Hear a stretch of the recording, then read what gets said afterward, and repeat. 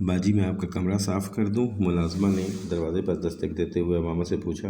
नहीं, तुम जाओ। अमामा ने हाथ के इशारे से उससे जाने के लिए कहा। मुलाज़िमा बाहर जाने की बजाय दरवाज़ा बंद करके उसके पास आ गई। मैंने तुमसे कहा था ना कि तुम। अमामा ने कुछ कहने की कोशिश की, मगर फिर इसकी बात हल्क में ही रह गई। मुलाज़िमा ने अपनी चादर के अंदर से एक मोबाइल निकाला था। अमामा हैरत से उसे देखने लगी। बाजी, ये मेरी माँ ने दिया है। वो कह रही थी कि साथ वाले सालार साहब ने आपके लिए दिया है। उसने अमामा की तरफ उजलत के आलम में वो मोबाइल बढ़ा दिया। अमामा ने तेज़ी से मोबाइल को झपट लिया। उसका दिल तेज़ी से धड़क रहा था। देखो, तुम किसी को बताना मत कि तुमने मुझे कोई मोबाइल ला कर दिया है। अमामा ने उसे ताकीद की। नहीं बाजी, आप बेफिक्र रहें, मैं नहीं बताऊंगी। अगर आपको भी कोई चीज़ सलार साहब को देनी हो तो मुझे दे दें। नहीं, मुझे कुछ नहीं देना, तुम जाओ, उसने अपने हवास पर काबू पाते हुए कहा। मुलाज़िमा के कमरे से निकलते ही उसने कमरे को लॉक कर लिया। कांपते हाथों और दिल की बेकाबू होती हुई धड़कनों के साथ उसने दराज से मोबाइल और उस पर जलाल का नंबर डायल करना शुरू कर दिया। वो इसे तफसील से सारी बात बताना चाहती थी। फ़ौरन फ़ोन जलाल की अम्मी ने उठाया। बेटा, जलाल तो बाहर गया हुआ है, वो तो रात को ही आएगा। तुम ज़ैनब से बात कर लो, उसे बुला दूँ? जलाल की अम्मी ने कहा। नहीं आंटी, मुझे कुछ जल्दी है, मैं ज़ैनब से फिर बात कर लूँगी। बस मैंने उनसे चंद किताबों का कहा था, मुझे उन्हीं के बारे में पूछना था। मैं दोबारा फ़ोन कर लूँगी, अमामा ने फ़ोन बंद करते हुए कहा। अमामा ने उस दिन दोपहर को भी खाना नहीं खाया। वो सिर्फ रात होने का इंतज़ार कर रही थी ताकि जलाल घर आ जाए और वो उससे दोबारा बात कर सके। शाम के वक्त मुलाज़िमा ने उसे असलियत के फ़ोन की इतला दी। वो जिस वक्त नीचे आई उस वक्त लाउंज में सिर्फ वसीम बैठा हुआ था। वो उसे मुकम्मल तौर पर नज़रअंदाज करते हुए फ़ोन की तरफ चली गई। फ़ोन का रिसीवर उठाते ही दूसरी तरफ असलियत की आवाज़ सुनाई दी थी। बेख्तियार मामा का खून खोलने लगा, ये जानने के बावजूद कि इस शादी को तय करने में असलियत से ज़्यादा खुश खुद हाशिम मुबीन का हाथ था। मामा को उस पर गुस्सा आ रहा था। वो उसका हाल दरियाफ्त कर रहा था। असलियत, तुमने इस तरह मेरे साथ धोखा क्यों किया है? कैसा धोखा है मामा? शादी की तारीख तय करने का। तुमने इस सिलसिले में मुझसे बात क्यों नहीं की? वो खोलते हुए बोली। क्या अंकल ने तुमसे बात नहीं की? उन्होंने मुझसे पूछा था और मैंने उनसे कहा था कि मैं अभी शादी नहीं करना चाहती। बहरहाल अब तो कुछ नहीं हो सकता, और फिर फ़र्क क्या पड़ता है कि शादी अब हो या कुछ सालों के बाद?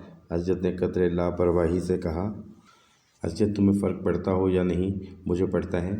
मैं अपनी तालीम मुकम्मल करने तक शादी नहीं करना चाहती, और ये बात तुम अच्छी तरह जानते थे। हाँ, मैं जानता हूँ, मगर इस सारे मामले में मैं तो कहीं भी इन्वॉल्व नहीं हूँ। तुम्हें बता रहा हूँ, शादी अंकल के इसरार पर हो रही है। तुम उसे रुकवा दो। तुम कैसी बातें कर रही हो मामा? मैं उसे कैसे रुकवा दूँ? असजद ने कुछ हैरानी से कहा। असजद प्लीज़। हम मामा, मैं ऐसा कुछ नहीं कर सकता। तुम मेरी पोजीशन समझो। अब तो वैसे भी कार्ड छप चुके हैं, दोनों घरों में तैयारियां हो रही हैं। और मामा ने उसकी बात सुने बगैर रिसीवर पटक दिया। वसीम ने उसकी पूरी गुफ्तगू में कोई मुदाखलत नहीं की थी। वो खामोशी से असलियत के साथ होने वाली इस गुफ्तगू को सुनता रहा। जब मामा ने फ़ोन बंद कर दिया तो वसीम ने उससे कहा, तुम खामखा एक फ़जूल बात पर इतना हंगामा खड़ा कर रही हो। कल भी तो तुमने शादी असलियत के साथ ही करनी है, फिर इस तरह करके तुम खुद अपने लिए मसाइल पैदा कर रही हो। बाबा तुमसे बहुत नाराज़ हैं।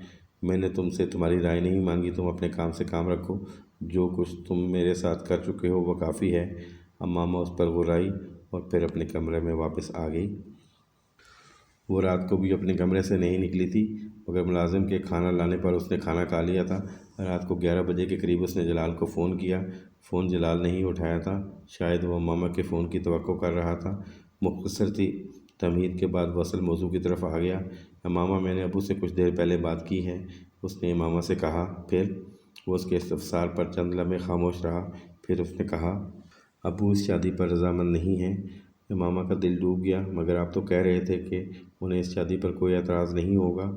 हाँ, मेरा यही ख्याल था, मगर उन्हें बहुत सारी बातों पर एतराज़ है। वो समझते हैं तुम्हारे और हमारे घर के स्टेटस में बहुत फ़र्क है, और वो तुम्हारे ख़ानदान के बारे में भी जानते हैं। और उन्हें सबसे बड़ा एतराज़ इस बात पर है कि तुम अपने घर वालों की मर्ज़ी के बगैर मुझसे शादी करना चाहती हो। उन्हें यह खौफ है कि इस सूरत में तुम्हारे घर वाले मेरे घर वालों को तंग करेंगे।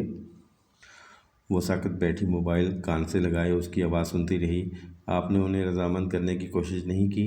एक लंबी खामोशी के बाद उसने कहा, میں نے بہت کوشش کی، انہوں نے مجھ سے کہا ہے کہ اگر تمہارے گھر والے اس شادی پر تیار ہو جاتے ہیں تو پھر وہ بھی راضی ہو جائیں گے، اس بات کی پرواہ کیے بغیر کہ تمہارا خاندان کیا ہے، لیکن تمہارے گھر والوں کی مرضی کے بغیر وہ میری اور تمہاری شادی کو تسلیم نہیں کریں گے۔ جلال نے اس سے کہا، اور آپ کیا کہتے ہیں؟ ماما میری کچھ سمجھ میں نہیں آ رہا، جلال نے کچھ بے بسی کے عالم میں کہا۔ جلال، میرے پیرنٹس کبھی آپ سے میری شادی پر تیار نہیں ہوں گے، بصورت دیگر آپ پوری کمیونٹی ہمارا بائیکاٹ کر دے گی اور یہ کبھی برداشت نہیں کر سکتے۔ پھر آپ اسجد سے میری منگنی کو کیوں بھول رہے ہیں؟ ماما تم پھر بھی اپنے والدین سے بات تو کرو، ہو سکتا ہے کوئی راستہ نکل آئے۔ میں کل بابا سے تھپڑ کھا چکی ہوں، صرف یہ بتا کر کہ میں کسی دوسرے میں انٹرسٹڈ ہوں۔ ماما کی آواز ابھرنے لگی، اگر انہیں پتہ چل گیا کہ میں جسے پسند کرتی ہوں وہ ان کے مذہب کا نہیں ہے تو وہ مجھے مار ڈالیں گے۔ پلیز آپ انکل سے بات کریں، آپ انہیں میرا پرابلم بتائیں۔ اس نے ملتجیانہ لہجے میں کہا، میں ابو سے کل دوبارہ یہ بات کروں گا اور امی سے بھی، پھر میں تمہیں بتاؤں گا کہ وہ کیا کہتے ہیں۔ جلال پریشان تھا۔ ماما نے جس وقت اس سے بات کرنے کے بعد فون بند کیا وہ بے حد دل گرفتہ تھی۔ اس کے وہم و گمان میں بھی یہ نہیں تھا کہ جلال کے والدین کو اس شادی پر اعتراض ہوگا۔ موبائل ہاتھ میں لیے وہ بہت دیر تک خالی الذہنی کے عالم میں بیٹھی رہی۔ تمہارے ابو مجھ سے پہلے ہی اس سلسلے میں بات کر چکے ہیں اور جو وہ یہ کہہ رہے ہیں وہ بالکل ٹھیک ہے، تم کو اس طرح کے خطروں میں کودنے کی کوئی ضرورت نہیں ہے، جلال کی امی نے قطعی لہجے میں اس سے کہا۔ وہ ماما کے کہنے پر ان سے بات کر رہا تھا، مگر امی اس میں خطرے والی بات کیا ہے؟ کچھ بھی نہیں ہوگا، آپ خواہ خوفزدہ ہو رہی ہیں، جلال نے کچھ احتجاجی انداز میں کہا۔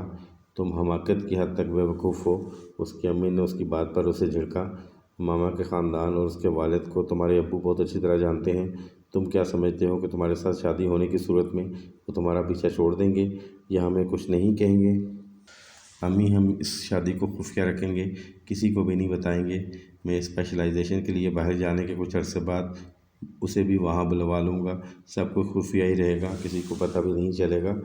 ہم آخر ماما کے لیے کیوں اتنا بڑا خطرہ مول لیں؟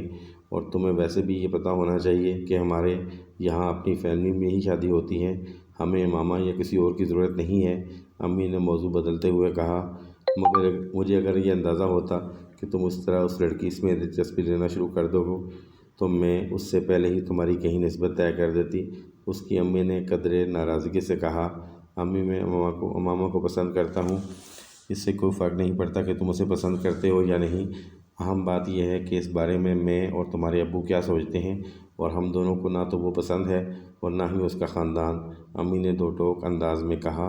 امی وہ بہت اچھی لڑکی ہے، آپ اسے بہت اچھی طرح جانتی ہیں، وہ یہاں آتی رہی ہے اور تب تو آپ اس کی بہت زیادہ تعریفیں کرتی تھیں، جلال نے انہیں یاد دلایا۔ تعریف کرنے کا یہ مطلب تو نہیں ہے کہ میں اسے اپنی بہو بنا لوں، وہ خفگی سے بولی۔ امی کم از کم آپ تو ابو جیسی باتیں نہ کریں، تھوڑا سا ہمدردی سے سوچیں، اس بار جلال نے لجاجت آمیز لہجے میں کہا۔ جلال تمہیں احساس ہونا چاہیے کہ تمہاری اس ضد اور فیصلے سے ہمارے پورے خاندان پر کس طرح کے اثرات مرتب ہوں گے، ہمارا بھی خواب ہے کہ ہم تمہاری شادی کسی اچھے اور اونچے خاندان میں کریں، تمہارے ابو اگر تمہیں اس شادی کی اجازت دے بھی دیں تو میں بھی کم از کم میں نہیں دوں گی، نہ ہی میں ماما کو اپنی بہو کے طور پر قبول کروں گی۔ امی آپ اس صورتحال کو سمجھیں، وہ کتنا بڑا قدم اٹھا رہی ہے، اس وقت اسے مدد کی ضرورت ہے۔ اگر وہ اتنا بڑا قدم اٹھا رہی ہے تو پھر اسے کم از کم دوسروں کے لیے کوئی پریشانی نہیں کھڑی کرنی چاہیے۔ میں اسے برا نہیں کہہ رہی، وہ بہت ہی اچھا فیصلہ کر رہی ہے، مگر ہم لوگوں کو اپنی کچھ مجبوریاں ہیں، تم کچھ عقل سے کام لو، تمہیں اسپیشلائزیشن کے لیے باہر جانا ہے، اپنا ہاسپٹل بنانا ہے، اس کی امی نے قدرے نرم لہجے میں کہا۔ بیٹا اچھے خاندان میں شادی ہو تو انسان کو آگے بڑھنے کے بہت سارے مواقع ملتے ہیں، اور تمہارے لیے تو پہلے ہی بہت سے خاندانوں کی طرف سے پیغامات آ رہے ہیں، جب اسپیشلائزیشن کر لو گے تو کتنے اونچے خاندان میں تمہاری شادی ہو سکتی ہے، تمہیں اس کا اندازہ نہیں ہے، خود سوچو، صرف امامہ سے شادی کر کے تمہیں کیا ملے گا، خاندان اس کا بائیکاٹ کر چکا ہوگا، معاشرے میں جو بدنامی ہوگی وہ الگ ہے، اور تم سے شادی ہو بھی جائے تو کل کو تمہارے بچے تمہارے اور امامہ کے بارے میں کیا سوچیں گے، یہ کوئی ایک دو دن کی بات نہیں ہے، ساری عمر کی بات ہے، امی اسے سنجیدہ لہجے میں سمجھا رہی تھیں۔ جلال کسی اعتراض یا احتجاج کے بغیر خاموشی سے ان کی باتیں سن رہا تھا، اس کے چہرے سے کچھ اندازہ نہیں ہو رہا تھا کہ وہ قائل ہوا ہے یا نہیں۔ امامہ نے اگلے رات جلال کو پھر فون کیا، فون جلال نہیں اٹھایا تھا۔ امامہ میں نے امی سے بھی بات کی ہے، وہ ابو سے زیادہ ناراض ہوئی ہیں میری بات پر۔ امامہ کا دل گویا مکمل ڈوب گیا۔ وہ کہہ رہی ہیں کہ مجھے ایک فضول معاملے میں خواہ مخواہ انوالو ہونے کی ضرورت نہیں ہے۔ جلال نے صاف گوئی کا مظاہرہ کیا۔ میں نے انہیں تمہارے پرابلم کے بارے میں بھی بتایا ہے، مگر ان کا کہنا ہے کہ یہ تمہارا پرابلم ہے، ہمارا نہیں۔ امامہ کو اس کے لفظوں سے شدید تکلیف پہنچی ہوئی تھی۔ میں نے انہیں بہت سمجھانے کی کوشش کی، مگر وہ رضامند نہیں ہیں اور نہ ہی ہوں گی۔ جلال کی آواز دھیمی ہو گئی۔ مجھے تمہاری مدد کی ضرورت ہے جلال، اس نے ڈوبتے دل کے ساتھ کسی موہوم سی امید پر کہا۔ میں جانتا ہوں امامہ، مگر میں کچھ نہیں کر سکتا۔ میرے والدین اس پروپوزل پر راضی نہیں ہیں۔ کیا تم ان کی مرضی کے بغیر مجھ سے شادی نہیں کر سکتے؟ نہیں، یہ میرے لیے ممکن نہیں ہے۔ مجھے ان سے اتنی محبت ہے کہ میں انہیں ناراض کر کے تم سے شادی نہیں کر سکتا۔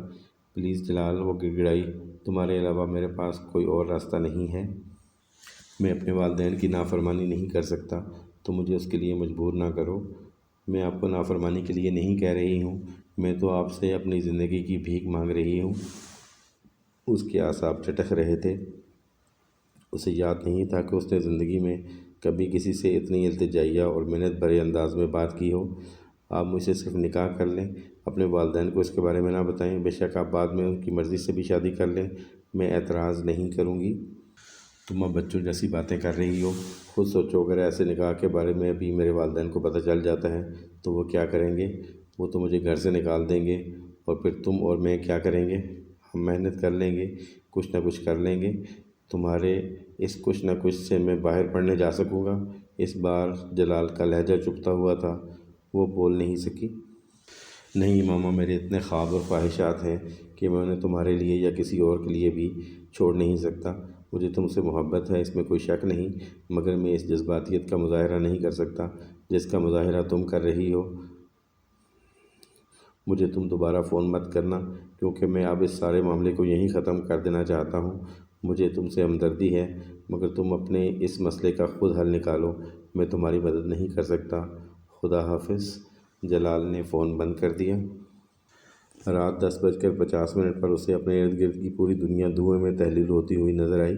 کسی چیز کی مٹھی میں ہونے اور پھر دور دور تک کہیں نہ ہونے کا فرق کوئی امامہ سے بہتر نہیں بتا سکتا تھا۔ موف ذہن اور شل ہوتے ہوئے اعصاب کے ساتھ وہ بہت دیر تک کسی بت کی طرح اپنی بیڈ پر ٹانگیں لٹکائے بیٹھی رہی۔ مجھے بتا دینا چاہیے اپنے بابا کو سب کچھ، اس کے علاوہ اب کوئی دوسرا راستہ نہیں ہے۔ شاید وہ خود ہی مجھے اپنے گھر سے نکال دیں، کم از کم مجھے اس گھر سے تو رہائی مل جائے گی۔ میں اسجد سے شادی نہیں کرنا چاہتی تو شاپنگ کا تو سوال ہی پیدا نہیں ہوتا، امامہ نے مستحکم لہجے میں امی سے کہا۔ سلمیٰ اپنے اگلے روز مارکیٹ میں جانے کا کہنے کے لیے آئی تھی۔ پہلے تمہیں شادی پر اعتراض تھا، اب تمہیں اسجد سے شادی پر اعتراض ہے، آخر تم چاہتی کیا ہو؟ سلمیٰ نے اس کی بات پر مشتعل ہو کر کہا۔ صرف یہ کہ آپ اسجد سے میری شادی نہ کریں۔ تو پھر کس سے کرنا چاہتی ہو تم؟ ہاشم مبین اچانک کھلے دروازے سے اندر آ گئے۔ یقیناً انہوں نے باہر کوریڈور میں امامہ اور سلمیٰ کے درمیان ہونے والی گفتگو سن لی تھی، اپنے غصے پر قابو نہیں رکھ پائے تھے۔ امامہ یکدم چپ ہو گئی۔ بولو، کس سے کرنا چاہتی ہو؟ اب منہ بند کیوں ہو گیا ہے؟ آخر تم مسجد سے شادی کیوں نہیں کرنا چاہتی؟ کیا تکلیف ہے تمہیں؟ انہوں نے بلند آواز سے کہا۔ بابا، شادی ایک بار ہوتی ہے اور وہ میں اپنی پسند سے کروں گی، وہ ہمت کر کے بولی۔ کل تک اسجد تمہیں پسند تھا، ہاشم مبین نے دانت پیستے ہوئے کہا۔ کل تھا، اب نہیں ہے۔ کیوں اب کیوں نہیں ہے؟ امامہ کو کچھ کہے بغیر ان کا چہرہ دیکھنے لگی۔ بولو، اب کیوں پسند نہیں ہے وہ تمہیں؟ ہاشم مبین نے بلند آواز سے پوچھا۔ بابا، میں کسی مسلمان سے شادی کروں گی۔ ہاشم مبین کو لگا آسمان ان کے سر پر گر پڑا تھا۔ کیا کہا تم نے؟ انہوں نے بے یقینی کے عالم میں کہا۔ میں کسی غیر مسلم سے شادی نہیں کروں گی، کیونکہ میں اسلام قبول کر چکی ہوں۔ کمرے میں اگلے کئی منٹ تک خاموشی رہی۔ سلمیٰ کو جیسے سکتہ ہو گیا تھا اور ہاشم مبین وہ ایک پتھر کے مجسمے کی طرح اسے دیکھ رہے تھے۔ ان کا منہ کھلا ہوا تھا، وہ جیسے سانس لینا بھول گئے تھے۔ ان کے وہم و گمان میں بھی نہیں تھا کہ کبھی انہیں زندگی میں اپنی اولاد اور وہ بھی اپنی سب سے لاڈلی بیٹی کے سامنے اس طرح کی صورتحال کا سامنا کرنا پڑے گا۔ ان کے 40 سال مکمل طور پر بھنور کی زد میں آ گئے تھے۔ کیا بکواس کر رہی ہو؟ ہاشم مبین کے اندر اشتعال کی ایک لہر اٹھی تھی۔ بابا، آپ جانتے ہیں میں کیا کہہ رہی ہوں۔ آپ بہت اچھی طرح جانتے ہیں تم پاگل ہو گئی ہو، انہوں نے آپے سے باہر ہوتے ہوئے کہا۔ امامہ نے کچھ کہنے کی بجائے نفی میں گردن ہلائی۔ وہ ہاشم مبین کی زہری کیفیت کو سمجھ سکتی تھی۔ اس لیے تمہیں پیدا کیا، تمہاری پرورش کی کہ تم ہاشم مبین کی سمجھ میں نہیں آ رہا تھا کہ وہ ان سے کیا کہیں۔ صرف اسجد سے شادی نہ کرنے کے لیے تم یہ سب کر رہی ہو، صرف اس لیے کہ تمہاری شادی اس آدمی سے کر دیں جس سے تم چاہتی ہو۔ نہیں، ایسا نہیں ہے، ایسا ہی ہے، تم بیوقوف سمجھتی ہو مجھے۔ ان کے منہ سے جھاگ نکل رہا تھا۔ آپ میری شادی کسی بھی آدمی سے کر دیں، مجھے کوئی اعتراض نہیں ہوگا، بس مجھے وہ آپ کی کمیونٹی سے نہیں ہونا چاہیے۔ پھر کم از کم یہ آپ یہ نہیں کہہ سکیں گے کہ میں کسی خاص آدمی کے لیے یہ سب کر رہی ہوں۔ ہاشم مبین اس کی بات پر دانت پیسنے لگے۔ تم جمعہ 8 دن کی پیداوار، تمہیں پتہ کیا ہے؟ میں سب جانتی ہوں، میری عمر 20 سال ہے، میں آپ کی انگلی پکڑ کر چلنے والی بچی نہیں ہوں۔ میں جانتی ہوں آپ کے اس مذہب کی وجہ سے ہمارے خاندان پر بڑی برکات نازل کی گئی ہیں۔ وہ بڑے مستحکم اور ہموار انداز میں کہتی گئی۔ تم بخشش نہیں ہوگی تمہاری۔ ہاشم مبین غصے کے عالم میں انگلی اٹھا کر بولنے لگے۔ امامہ کو ان پر ترس آنے لگا۔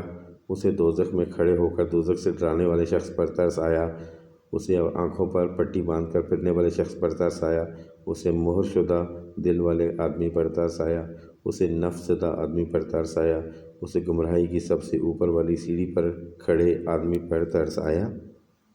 تم گمراہی کے رستے پر چل پڑی ہو۔ چند کتابیں پڑھ کر امامہ نے ان کی بات کاٹ دی۔ آپ اس بارے میں مجھ سے بحث نہیں کر سکیں گے، میں سب کچھ جانتی ہوں، تحقیق کر چکی ہوں، تصدیق کر چکی ہوں۔ آپ مجھے کیا بتائیں گے، کیا سمجھائیں گے؟ آپ نے اپنی مرضی کا راستہ چن لیا ہے، میں نے اپنی مرضی کا راستہ چن لیا۔ آپ وہ کر رہے ہیں جو آپ صحیح سمجھتے ہیں، میں وہ کر رہی ہوں جو میں صحیح سمجھتی ہوں۔ آپ کا عقیدہ آپ کا ذاتی مسئلہ ہے، میرا عقیدہ میرا ذاتی مسئلہ ہے۔ کیا آپ بہتر نہیں ہے کہ آپ میرے اس فیصلے کو قبول کر لیں، جذباتی حماقت کی بجائے بہت سوچ سمجھ کر اٹھایا جانے والا قدم سمجھ کر؟ اس نے بڑی رسانیت اور سنجیدگی کے ساتھ کہا۔ ہاشم مبین کی ناراضگی میں اور اضافہ ہوا۔ میں اپنی بیٹی کو مذہب بدلنے دوں تاکہ پوری کمیونٹی میرا بائیکاٹ کر دے، میں فٹ پاتھ پر آ جاؤں؟ نہیں امامہ، یہ نہیں ہو سکتا۔ تمہارا اگر دماغ بھی خراب ہو گیا ہے تو اس کا یہ مطلب نہیں کہ میرا دماغ بھی خراب ہو جائے۔ کوئی بھی مذہب اختیار کرو، مگر تمہاری شادی میں اسجد سے ہی کروں گا۔ تمہیں اسی کے گھر جانا ہوگا، اس کے گھر چلی جاؤ اور پھر وہاں جا کر طے کرنا کہ تمہیں کیا کرنا ہے کیا نہیں۔ ہو سکتا ہے تمہاری عقل ٹھکانے آ جائے۔ وہ غصے کے عالم میں کمرے سے نکل گئے۔ مجھے پتہ ہوتا کہ تمہاری وجہ سے ہمیں اتنی ذلت کا سامنا کرنا پڑے گا، تمہیں پیدا ہوتے ہی تمہارا گلا دبا دیتی۔ ہاشم مبین کے جاتے ہی سلمہ نے کھڑے ہوتے ہوئے دانت پیس کر کہا، تم نے ہماری عزت خاک میں ملانے کا تہیہ کر لیا ہے۔ امامہ کچھ کہنے کی بجائے خاموشی سے انہیں دیکھتی رہی۔ وہ کچھ دیر اسی طرح بولتی رہیں، پھر کمرے سے چلی گئیں۔ انہیں اس کے کمرے سے گئے 1 گھنٹہ ہی ہوا تھا جب دروازے پر دستک دے کر اسجد اندر داخل ہوا۔ امامہ کو اس کے اس وقت وہاں آنے کی توقع نہیں تھی۔ اسجد کے چہرے پر پریشانی بہت نمایاں تھی۔ یقیناً اسے ہاشم مبین نے بلوایا تھا، وہ اسے سب کچھ بتا چکے تھے۔ یہ سب کیا ہو رہا ہے امامہ؟ اس نے اندر داخل ہوتے ہی کہا۔ وہ اپنے بیڈ پر بیٹھی اسے دیکھتی رہی۔ تم کیوں کر رہی ہو یہ سب کچھ؟ اسجد، اگر تمہیں بتا دیا گیا ہے کہ میں کیا کر رہی ہوں تو پھر یہ بھی بتا دیا گیا ہوگا کہ میں یہ کیوں کر رہی ہوں۔ تمہیں اندازہ نہیں ہے کہ تم کیا کر رہی ہو؟ وہ کرسی کھینچ کر بیٹھ گیا۔ مجھے اندازہ ہے۔ اس عمر میں انسان جذبات میں آ کر بہت سے غلط فیصلے کر لیتا ہے۔ امامہ نے ترشی سے اس کی بات کاٹ دی۔ جذبات میں آ کر؟ کوئی جذبات میں آ کر مذہب تبدیل کرتا ہے؟ کبھی نہیں۔ میں 4 سال سے اسلام کے بارے میں پڑھ رہی ہوں۔ 4 سال کم نہیں ہوتے۔ تم لوگوں کی باتوں میں آ گئی ہو۔ نہیں، میں کسی کی باتوں میں نہیں آئی۔ میں نے جس چیز کو غلط سمجھا اسے چھوڑ دیا اور بس۔ وہ کچھ دیر بے چارگی کے عالم میں اسے دیکھتا رہا، پھر سر جھٹکتے ہوئے اس نے کہا، ٹھیک ہے، ان سب باتوں کو چھوڑو۔ شادی پر کیوں اعتراض ہے تمہیں؟ تمہارے عقائدوں میں جو تبدیلی آئی ہے وہ ایک طرف، کم از کم شادی تو ہو جانے دو۔ میری اور تمہاری شادی جائز نہیں۔ وہ اس کی بات پر ہکا بکا رہ گیا۔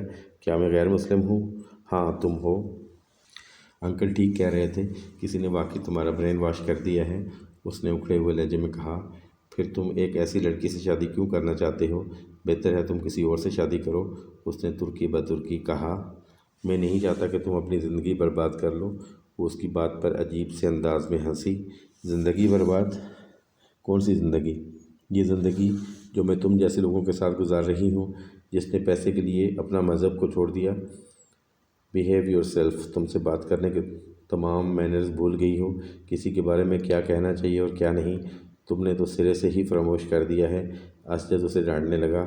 میں ایسے کسی شخص کا احترام نہیں کر سکتی جو لوگوں کو گمراہ کر رہا ہو، امامہ نے دو ٹوک انداز میں کہا۔ جس عمر میں تم ہو اس عمر میں ہر کوئی اس طرح کنفیوز ہو جاتا ہے جس طرح تم کنفیوز ہو رہی ہو۔ جب تم اس عمر سے نکلو گی تو تمہیں احساس ہوگا کہ ہم لوگ صحیح تھے یا غلط۔ اسجد نے ایک بار اسے سمجھانے کی کوشش کی۔ اگر تم لوگوں کو یہ لگتا ہے کہ میں غلط ہوں تب بھی تم لوگ مجھے چھوڑ کیوں نہیں دیتے؟ اس طرح مجھے گھر میں قید کیوں کر کے رکھا ہوا ہے؟ اگر تم لوگوں کو اپنے مذہب کی صداقت پر یقین ہے تو پھر مجھے اس گھر سے چلے جانے دو، حقیقت کو جانچنے دو۔ اگر کوئی اپنے آپ کو نقصان پہنچانے پر تل جائے تو اسے اکیلا نہیں چھوڑا جا سکتا، اور وہ بھی ایک لڑکی کو۔ امامہ، تم اس مسئلے کی نزاکت اور اہمیت کو سمجھو، اپنی فیملی کا خیال کرو۔ تمہاری وجہ سے سب کچھ داؤ پہ لگ گیا ہے۔ میری وجہ سے کچھ بھی داؤ پہ نہیں لگا، کچھ بھی نہیں، اور اگر کچھ داؤ پہ لگا بھی ہے تو میں اس کی پرواہ کیوں کروں؟ میں تم لوگوں کے لیے دوزخ میں کیوں جاؤں؟ صرف خاندان کے نام کی خاطر اپنا ایمان کیوں گنواؤں؟ نہیں اسجد، میں تم لوگوں کے ساتھ گمراہی کے اس راستے پر نہیں چل سکتی۔ مجھے وہ کرنے دو جو میں کرنا چاہتی ہوں، اس نے قطعی لہجے میں کہا۔ مجھ سے اگر تم نے زبردستی شادی کر بھی لی تو بھی تمہیں اس سے کوئی فائدہ نہیں ہوگا۔ میں تمہاری بیوی نہیں بنوں گی، میں تم سے وفا نہیں کروں گی۔ مجھے جب بھی موقع ملے گا میں بھاگ جاؤں گی۔ تم آخر کتنے سال مجھے اس طرح قید کر کے رکھ سکو گے؟ کتنے سال مجھ پر پہرے بٹھاؤ گے؟ مجھے صرف چند لمحے چاہیے ہوں گے تمہارے گھر، تمہاری قید سے بھاگ جانے کے لیے، اور میں تمہارے بچوں کو بھی ساتھ لے جاؤں گی۔ تم ساری زندگی انہیں دوبارہ نہیں دیکھ سکو گے۔ وہ اسے مستقبل کا نقشہ دکھا کر خوف زدہ کرنے کی کوشش کر رہی تھی۔ اگر میں تمہاری جگہ پر ہوتی تو میں کبھی امامہ آشم جیسی لڑکی سے شادی نہ کرتی۔ یہ سراسر خسارے کا سودا ہوگا، حماقت اور بیوقوفی کی انتہا ہوگی۔ تم اب بھی سوچ لو، اب بھی پیچھے ہٹ جاؤ۔ تمہارے سامنے تمہاری ساری زندگی پڑی ہے۔ تم کسی بھی لڑکی سے شادی کر کے پرسکون زندگی گزار سکتے ہو، کسی پریشانی، کسی بے سکونی کے بغیر، مگر میرے ساتھ نہیں۔ میں تمہارے لیے بدترین بیوی ثابت ہوں گی۔ تم اس سارے معاملے سے الگ ہو جاؤ، شادی سے انکار کر دو۔ انکل اعظم سے کہہ دو کہ تم مجھ سے شادی نہیں کرنا چاہتے، یا کچھ عرصے کے لیے گھر سے غائب ہو جاؤ۔ جب تمام معاملہ ختم ہو جائے تو پھر آ جانا۔ تو مجھے اس طرح کے احمقانہ مشورے مت دو۔ میں کسی بھی قیمت پر تم سے دستبردار نہیں ہو سکتا، کسی بھی قیمت پر۔ نہ میں انکار کروں گا، نہ اس معاملے سے الگ ہوں گا، نہ ہی گھر سے کہیں جاؤں گا۔ میں تم سے ہی شادی کروں گا امامہ۔ اب یہ ہمارے خاندان کی عزت اور ساکھ کا معاملہ ہے۔ یہ شادی نہ ہونے اور تمہارے گھر سے چلے جانے سے ہمارے پورے خاندان کو جتنا نقصان اٹھانا پڑے گا اس کا تمہیں بالکل اندازہ نہیں، ورنہ تم مجھے کبھی یہ مشورہ نہ دیتی۔ جہاں تک بری بیوی ثابت ہونے یا گھر سے بھاگ جانے کا تعلق ہے تو یہ سب بات کا مسئلہ ہے۔ میں تمہیں بہت اچھی طرح جانتا ہوں۔ تم اس طرح کے ٹیمپرامنٹ کی مالک نہیں ہو کہ دوسروں کو بے جا پریشان کرتی رہو، اور وہ بھی مجھے جس سے تمہیں محبت ہے۔ اسجد نے بڑے اطمینان سے کہا۔ تمہیں غلط فہمی ہے، مجھے کبھی بھی تم سے محبت نہیں رہی، کبھی بھی۔ میں ذہنی طور پر تمہارے ساتھ اپنے تعلق اور رشتے کو اس وقت سے ذہن سے نکال چکی ہوں جب سے میں نے اپنا مذہب چھوڑا تھا۔ تم میری زندگی میں کبھی نہیں ہو، کہیں بھی نہیں ہو۔ اگر میں اپنے گھر والوں کے لیے مسائل کھڑے کر سکتی ہوں تو کل تمہارے لیے کتنے بڑے مسائل کھڑے کروں گی، تمہیں اس کا احساس ہونا چاہیے، اور اس غلط فہمی سے باہر نکل آنا چاہیے۔ ہم دونوں کبھی بھی اکٹھے نہیں ہو سکتے۔ میں تم لوگوں کے خاندان کا حصہ کبھی نہیں بنوں گی۔ نہیں اسجد، تمہارے اور میرے درمیان بہت فاصلہ ہے، اتنا فاصلہ کہ میں تمہیں دیکھ تک نہیں سکتی، اور میں اس فاصلے کو کبھی ختم نہیں ہونے دوں گی۔ میں کبھی بھی تم سے شادی کرنے کے لیے تیار نہیں ہوں گی۔ اسجد بدلتی ہوئی رنگت کے ساتھ